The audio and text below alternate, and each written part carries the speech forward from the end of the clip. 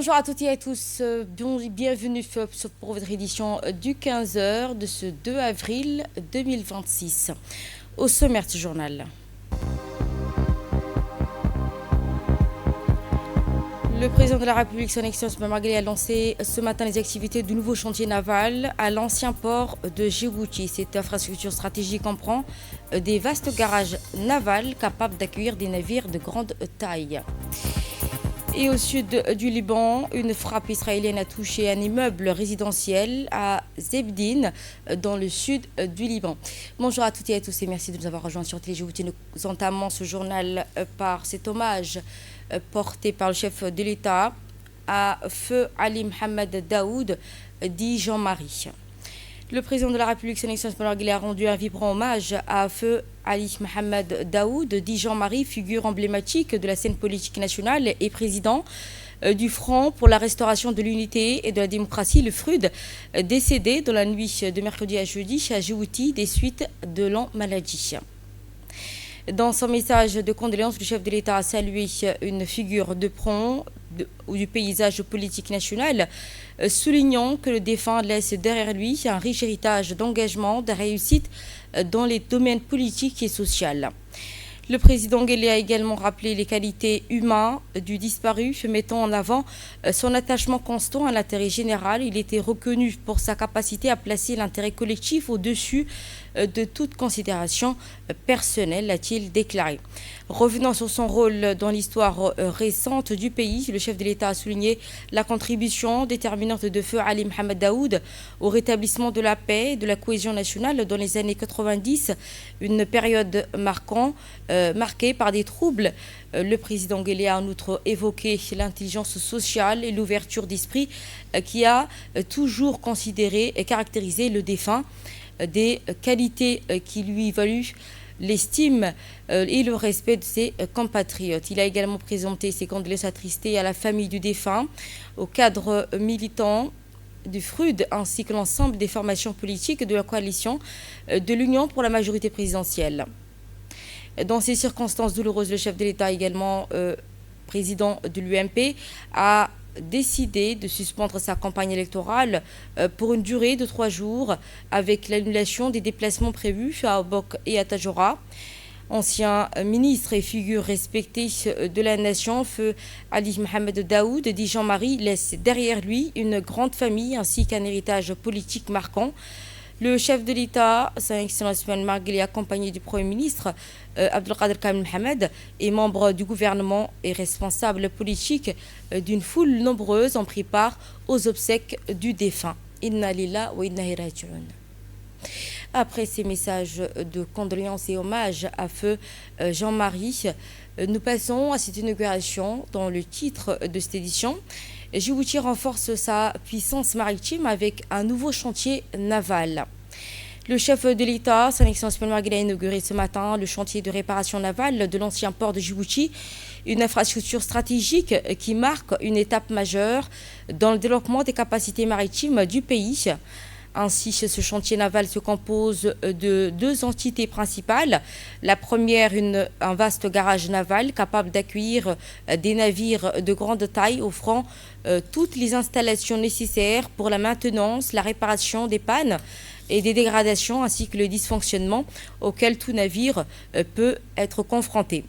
Et qu'il soit marchand ou militaire, ce seconde entité est composée d'un navire aux larges dimensions conçu comme un garage aquatique flottant doté de tous les équipements indispensables pour assurer un entretien complet des bateaux et leur remise en état, quel que soit leur type ou leur usage. Les capacités d'accueil de 50 000 tonnes, le garage naval mis en service surpasse largement les installations existantes dans la région, offrant à Djibouti un atout supplémentaire pour consolider sa position de leader régional dans le domaine des prestations et des activités liées de la mer. L'acquisition et la mise en service de ce chantier naval permettent donc au pays d'allier toutes les prestations de services relatifs à l'économie maritime, renforçant ainsi sa capacité et sa résilience.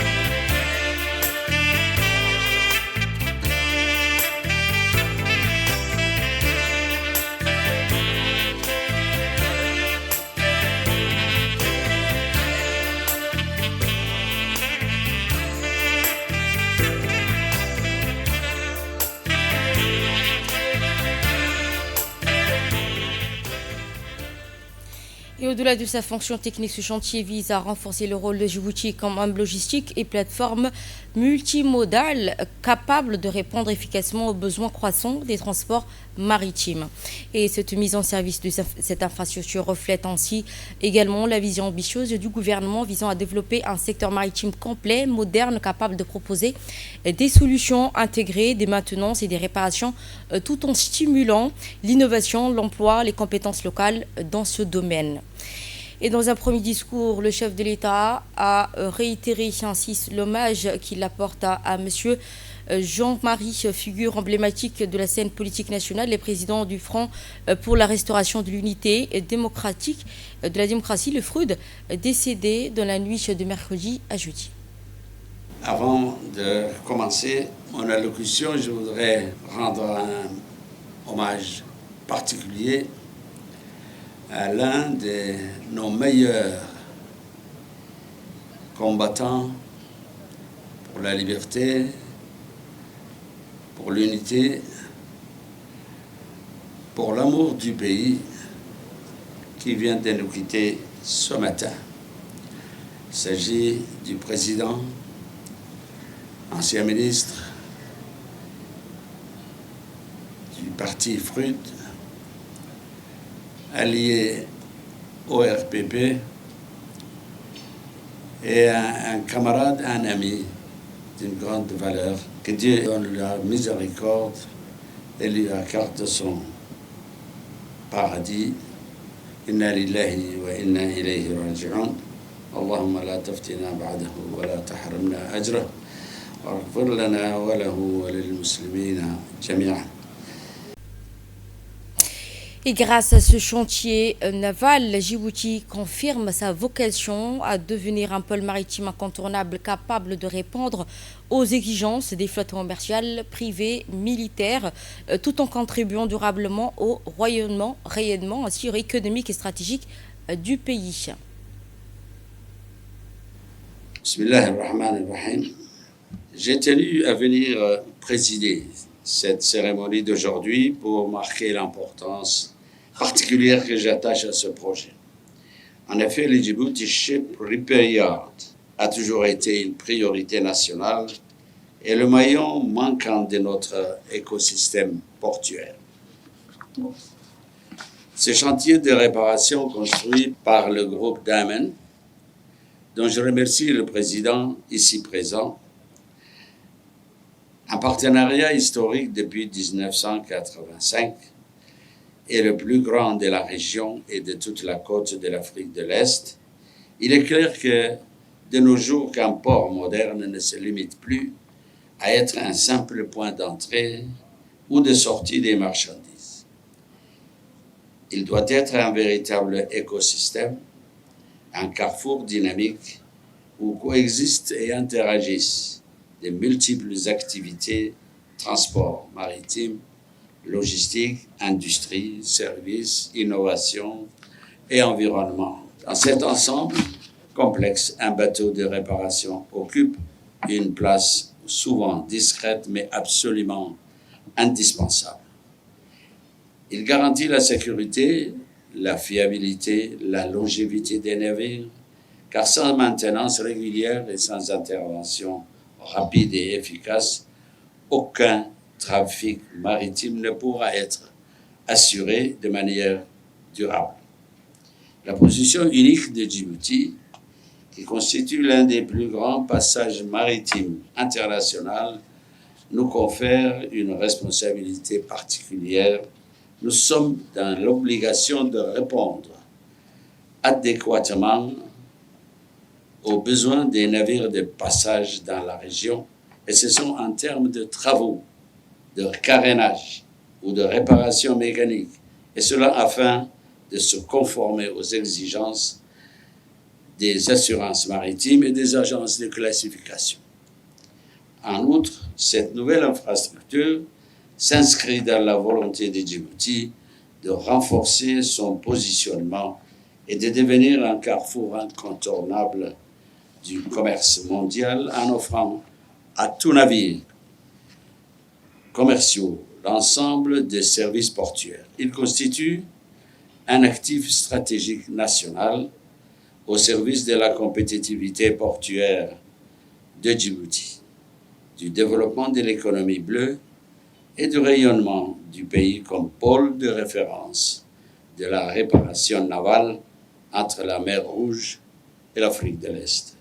Au-delà de sa vocation industrielle, le Djibouti Ship Repair Yard présente également un impact économique et social significatif. Il favorise la création d'emplois qualifiés, la montée en puissance de la main-d'œuvre nationale et la consolidation d'un savoir-faire djiboutien dans les métiers maritimes.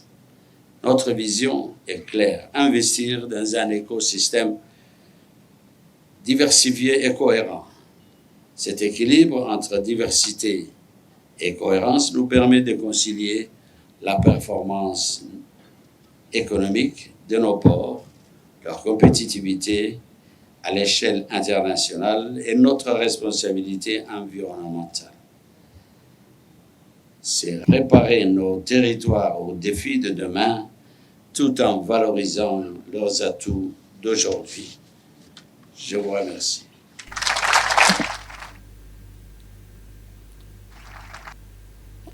Également dans l'actualité de ce 15h, le ministère de l'économie numérique et de l'innovation a procédé à la clôture des travaux du forum Renforcer l'entrepreneuriat 2026 organisé au centre de l'entrepreneuriat. Après plusieurs jours d'échanges et de réflexions consacrées au développement du secteur.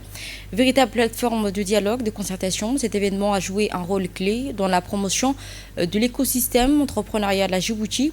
Il témoigne également du dynamique croissant du secteur de l'innovation porté par la volonté accrue de soutenir les porteurs de projets et de renforcer leurs compétences. Cette initiative s'inscrit pleinement dans la vision stratégique du ministère traduisant l'engagement du gouvernement à la concrétisation des projets des jeunes.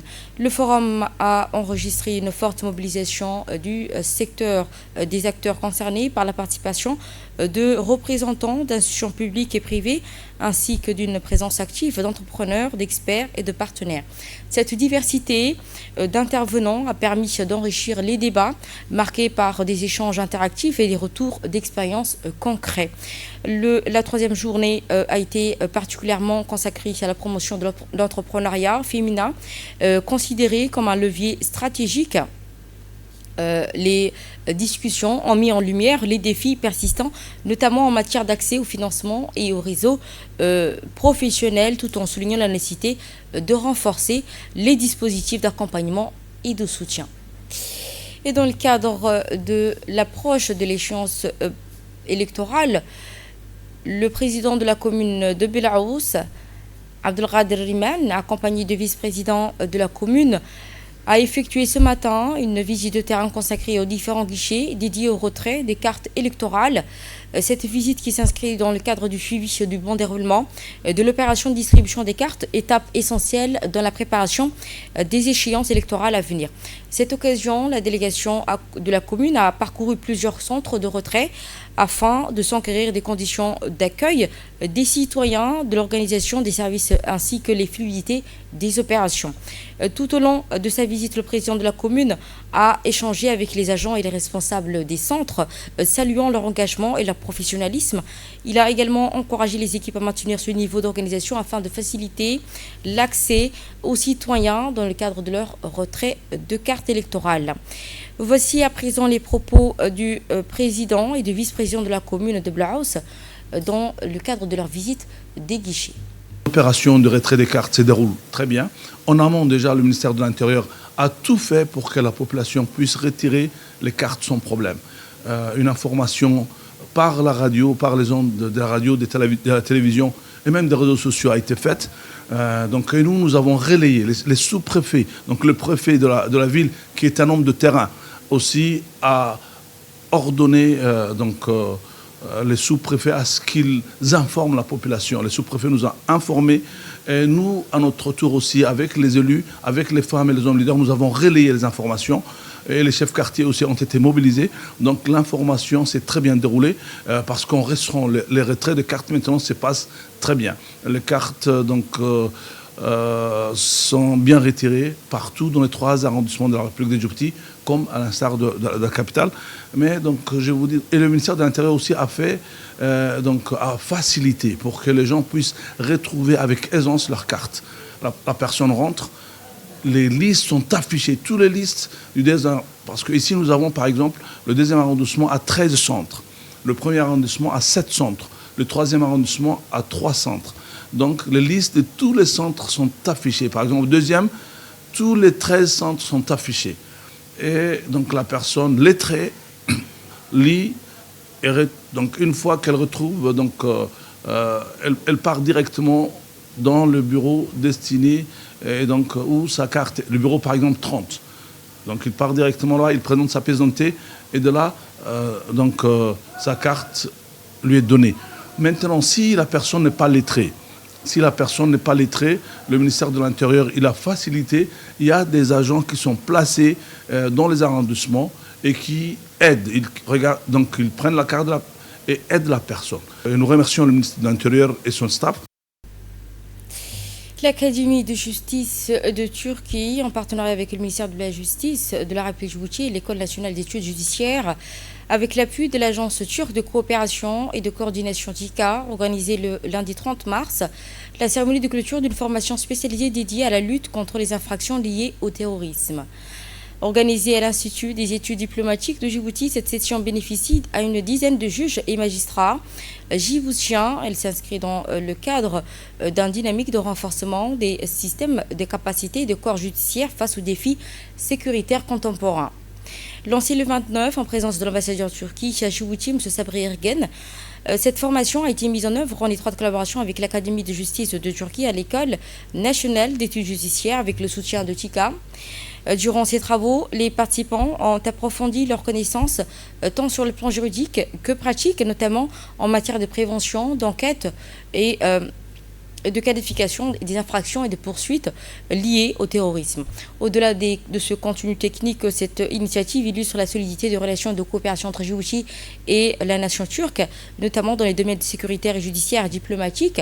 Elle traduit également la volonté de faire face aux menaces transnationales. Le terrorisme demeure en effet l'un des défis majeurs de ce 21e siècle, une menace globale qui dépasse les frontières et appelle à un renforcement de coopération internationale qui partage d'expertise et de coordination politique entre toutes les nations voisines. Et de la passion l'actualité hors de nos frontières, Nabil Fahmy, nommé secrétaire général de la Ligue des États arabes dans un contexte régional exigeant la stabilité et coopération. L'ancien ministre égyptien des Affaires étrangères, Nabil Fahmy, a été élu secrétaire général de la Ligue des États arabes pour un mandat de 5 ans. À compter du 1er juillet 2026, lors du 35e sommet des États arabes, l'ancien ministre égyptien des Affaires étrangères, Nabil Fahmy, a été élu secrétaire général de la Ligue des Arabes. Sa nomination, approuvée à l'unanimité, vise à renforcer la stabilité de coopération régionale. Il devrait ainsi favoriser le dialogue, coordonner les politiques communes et soutenir la sécurité et le développement régional.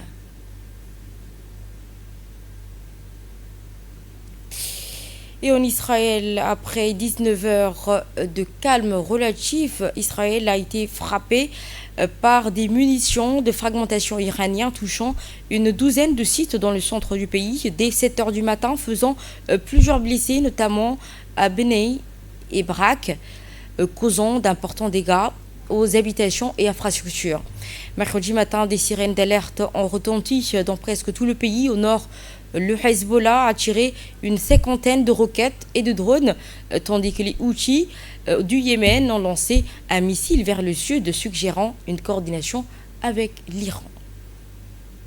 Et nous terminons avec le sud du Liban, frappé par les Israéliens au niveau des Zédine.